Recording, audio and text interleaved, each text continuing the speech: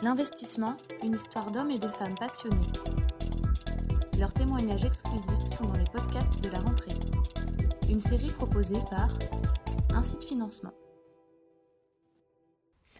Bonjour à toutes et à tous et bienvenue dans les podcasts de la rentrée. On va vous accompagner durant cette reprise avec un épisode par semaine qui concernera l'entrepreneuriat sous toutes ses formes, l'investissement, le financement, le but étant de vous informer sur ces sujets en recueillant les témoignages de personnes qui sont directement liées à ces thèmes, à savoir des entrepreneurs, des dirigeants, des investisseurs, etc.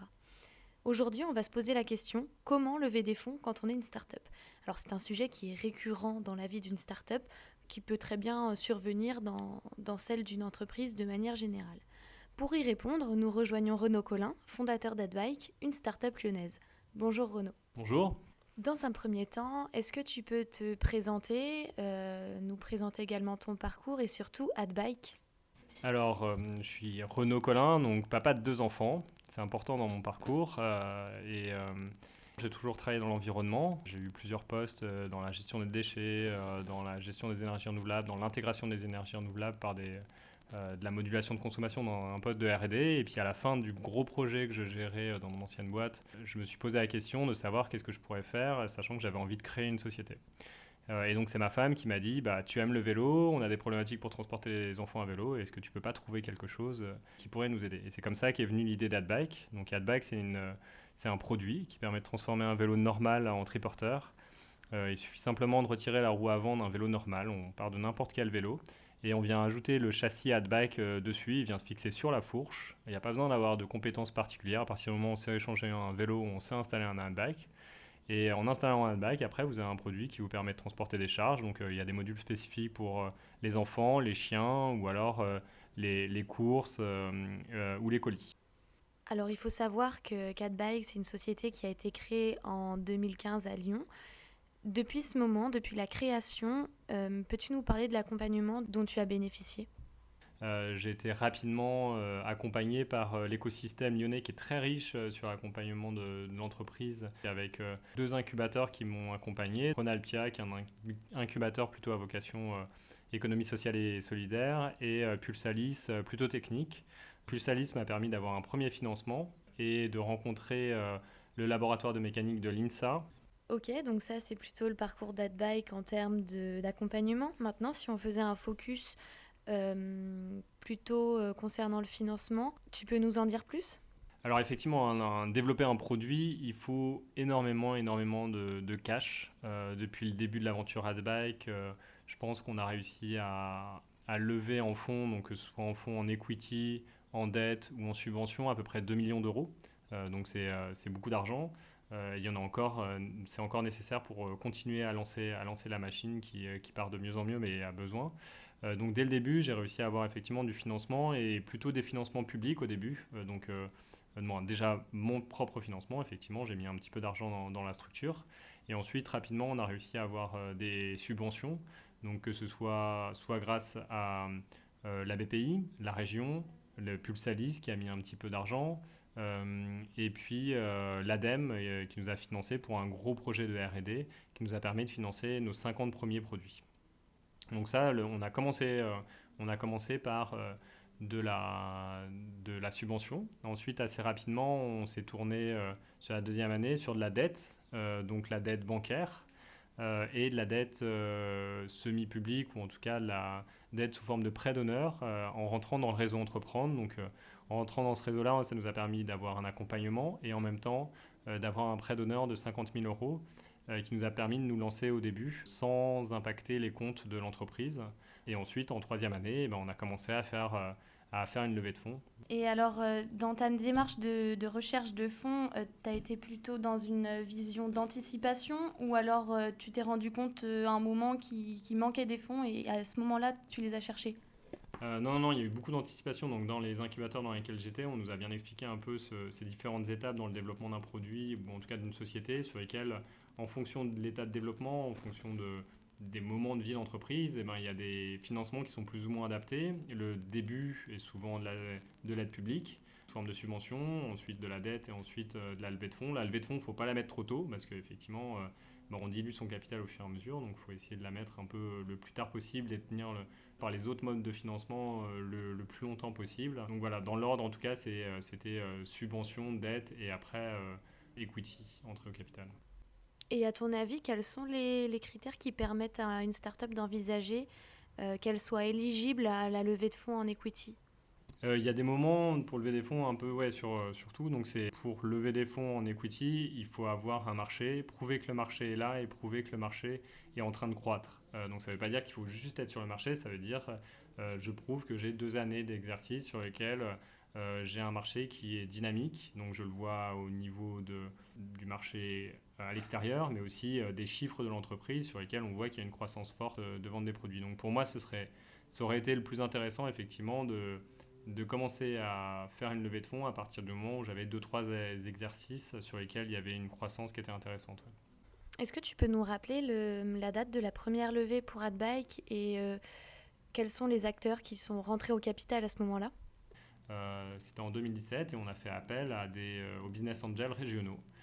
Donc il y a 3 groupes de business angels qui nous ont accompagnés et qui nous accompagnent toujours. C'est INSA Angel, Grenoble Angel et Savoie-Mont-Blanc Business Angel. Et ensuite, on a un fonds porté par un indépendant qui est aussi entré au capital à ce moment-là. Et alors concrètement, quelle a été la démarche justement pour aller chercher ces business angels et le fonds dont tu parles? Alors ça a été beaucoup de travail, c'est 1 an et demi de travail. Donc effectivement, tout à l'heure, tu posais la question de l'anticipation. Il faut anticiper énormément, surtout la première levée de fonds où on apprend beaucoup de choses, on découvre beaucoup de choses. Donc on s'est fait accompagner grâce à un programme régional qui s'appelait Plan PME à l'époque et qui accompagnait les sociétés via des formations pour créer, pour une levée de fonds. Donc on a créé tous nos documents accompagnés par KPMG et on a commencé à prendre notre petit bâton de pèlerin pour se rendre compte déjà vers qui il faut qu'on aille. On connaissait aucun groupe de business angel. On ne savait pas quelles étaient les typologies de personnes qui pouvaient nous financer. Est-ce que c'était des fonds qu'en fait, au niveau des fonds, en fait, ils ont chacun leur spécialité. Il y en a qui sont plutôt early stage, il y en a qui sont plutôt plus tard dans le développement de la société, qui sont aussi en fonction de spécialités thématiques. Donc il a fallu qu'on découvre tout ça. Donc ça a été pas mal de temps à passer, à rencontrer des gens, à discuter. Et puis effectivement les groupes de business angel avec un fonctionnement à l'époque qui était pas du tout unifié.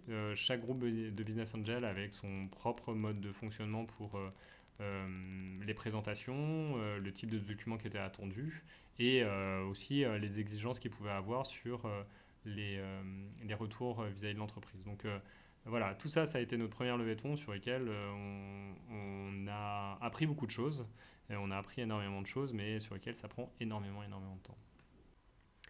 Alors toi qui t'es confronté justement à cette expérience de démarchage des business angels, je pense qu'il serait intéressant de savoir si tu as un bagage type en termes de documents pour les entrepreneuses qui nous écoutent et qui souhaitent se lancer dans cette aventure. Effectivement, quand on parle de BA, alors ce ne serait pas vrai pour tout, mais en tout cas pour les business angels, nous on avait fait un document qui était peut-être un peu trop lourd. C'était un document de 80 pages qui traitait vraiment de tous les aspects de la société, de la stratégie de la société, qui nous avait permis de bien nous poser. Avec le recul aujourd'hui, ce que j'ai compris, c'est qu'il fallait avoir des choses très digestes, légères, bien maîtrisées. Ça c'est sûr et certain. Et donc il peut y avoir un énorme travail de l'autre côté pour le formaliser via un document de 80 pages qui ne servira qu'en interne, mais par contre, lorsqu'il faut le diffuser, il faut quelque chose de très digeste qui est facile à comprendre par chacun des lecteurs pour qu'il y ait plus de monde qui puisse le lire. Et pour un fonds, ce serait différent, selon toi ? À mon avis, alors ils vont passer beaucoup plus de temps sur l'étude de chacun des cas, surtout lorsqu'ils avancent dans la procédure de due diligence. Et effectivement, sur des fonds, surtout sur des gros fonds, un gros dossier tel qu'on l'avait fait au début aurait été beaucoup plus intéressant. Ok.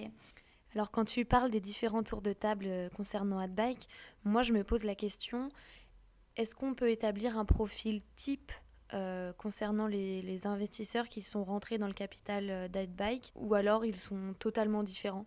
C'est les premiers investisseurs qu'on a pu avoir. J'ai pas eu l'impression d'avoir beaucoup de personnes qui étaient convaincues par le marché, mais par contre par l'innovation de Adbike, On a beaucoup intéressé des gens qui étaient technophiles, dans le sens où ils en avaient marre d'avoir en face d'eux des gens qui présentaient des projets numériques, d'avoir un produit qui était palpable, qui était innovant, sur un marché qui laissait penser à avoir un bon développement. Parce que maintenant, on est dans un contexte où le marché du vélo n'est plus à convaincre, on commence à avoir des investisseurs qui sont plutôt intéressés par justement investir dans des sociétés qui ont du sens, qui se rapprochent de l'économie sociale et solidaire. Et donc, on a de plus en plus d'investisseurs de ce type-là. Donc voilà, en tout cas, pour résumer, pour moi, il y a différents types d'investisseurs dans les groupes de business angel.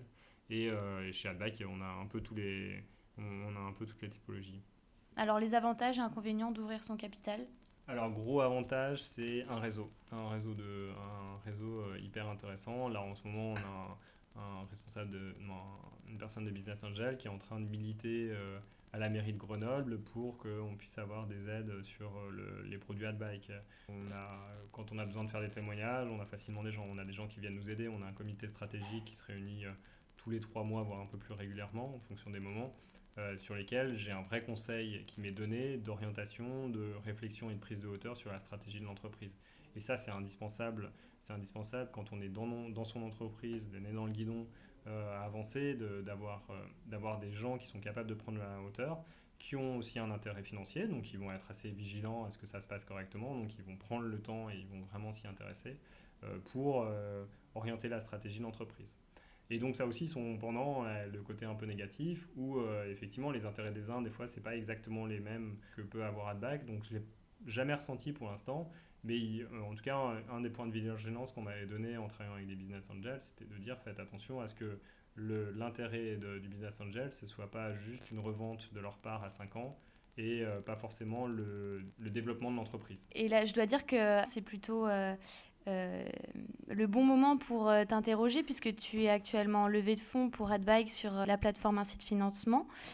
Pour toi, quel est le moment le plus difficile d'une levée? Ah, elle n'est pas facile cette question. Est-ce qu'il y a un moment plus difficile qu'un autre? Je ne saurais pas dire. Je saurais pas dire. En fait, c'est un vrai investissement dans le temps en termes de temps au quotidien, mais aussi dans la durée. C'est-à-dire que ça se prépare à l'avance avec la définition d'une stratégie de l'entreprise qui doit être constante, mais qui doit être bien formalisée au moment où il y a la levée de fonds, avec le fait de trouver le moyen de faire cette levée de fonds la plus adaptée. Donc nous, on a choisi de passer pour la seconde fois avec un site financement parce que c'est une plateforme régionale et que l'impact régional pour nous a beaucoup d'importance. Si on revient sur la question, est-ce qu'il y a un moment difficile? En tout cas, il n'y a pas forcément un moment difficile. Il y a beaucoup d'attention à tenir avant. Bon, déjà faire le lancement pour que les gens sachent qu'on est en période de levée de fonds. Et après, tout au long de la campagne de levée de fonds, trouver des moments de communication. C'est ce qu'on fait très bien. Effectivement, on a la chance pour Adback, en tout cas dans le cadre de cette levée de fonds, d'être tombé à un moment où le sujet vélo est un sujet important. Effectivement, une campagne de levée de fonds, ça prend énormément de temps, énormément d'énergie, d'autant plus que tu as fait le choix d'une campagne de crowdfunding. Donc littéralement, tu t'adresses à la foule, aux citoyens qui pourront venir prendre place dans le capital de ton entreprise. On sait que ça prend encore plus de temps. En quoi ça a été judicieux dans ton cas? Nous, on s'aperçoit que c'est une communauté qu'on est en train de créer aussi. C'est pas que de l'argent qui est apporté. L'investissement par la foule, pour nous, c'est une vraie valeur ajoutée. Donc, c'est du temps à passer, c'est de la communication, mais cette communication, elle sert aussi à communiquer sur le nouveau produit qu'on est en train de sortir en pré-vente qui s'appelle YouCargo. Donc si j'ai bien compris, en fait, quand on a une start-up ou une entreprise de façon générale, si on cherche des fonds et qu'on a un produit ou un service qui s'adresse au grand public, il est judicieux de faire une campagne de crowdfunding pour faire d'une pierre deux coups, en fait. Exactement, c'est démultiplier la communication grâce à ça. Ouais. Et alors, est-ce qu'il y a des partenaires qui t'accompagnent dans cette levée et, pourquoi eux, s'il y en a? Donc il y a un site financement qui nous donne des conseils. Après, on a déjà fait une première campagne de crowdfunding, cette fois-ci en don contre contrepartie. Donc ça veut dire qu'on vendait un produit. Donc c'était la première année d'Adbike sur laquelle j'avais eu beaucoup de conseils à l'époque. Ensuite, on a fait une première campagne de crowdfunding en equity avec un site financement. Et donc là, on a la troisième d'une certaine manière. Donc on voit à peu près les mécanismes. Mais par contre, on s'est fait accompagner sur la mise en place de la pré-vente de notre produit YouCargo par des gens qui sont spécialisés alors on va dire que c'est du crowdfunding, mais qui sont spécialisés dans l'accompagnement de pré-vente de produits et comment faire un buzz autour d'un nouveau produit. Et donc ça, on a des nouveaux outils qui sont web, des nouveaux outils web qu'on utilise, sur lesquels on s'est fait accompagner pour pouvoir trouver des clients, pouvoir trouver des prospects sur Internet. Et ces outils-là, on s'en sert et on va s'en servir pour la partie equity, puisque ça nous sert aussi à trouver des potentiels investisseurs. Ok, donc ton conseil là, ce serait plutôt de pas forcément se lancer seul dans une levée et chercher éventuellement des partenaires aussi bien dans le conseil que dans la réalisation? Ouais, sur la première, c'est certain. Sur la première levée de fonds, sans les conseils que j'ai pu avoir à droite à gauche, c'est certain, il y a différentes phases importantes dans la levée de fonds. Sans avoir des accompagnements extérieurs, nous, on aurait vraiment eu beaucoup, beaucoup de mal. Ouais.